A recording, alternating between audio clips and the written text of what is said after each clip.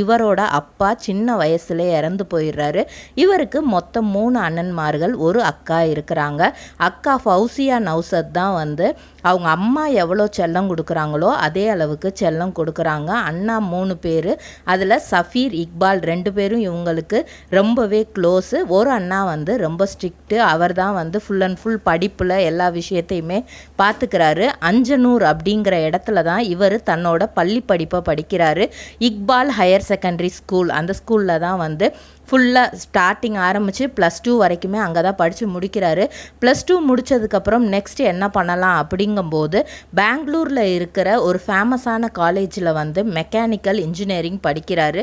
2014 mechanical engineer பாக்குமட்டை தயாரிக்கும் machine கிடைக்கும். அதற்கான ரா மெட்டீரியல்ஸையும் வருடம் முழுதும் நாங்களே சப்ளை செய்து வருகிறோம். நீங்கள் செய்யும் தட்டுகளை நாங்களே எடுத்துக்கொள்கிறோம். அதற்கான லோன் வசதியும் செய்து தருகிறோம்.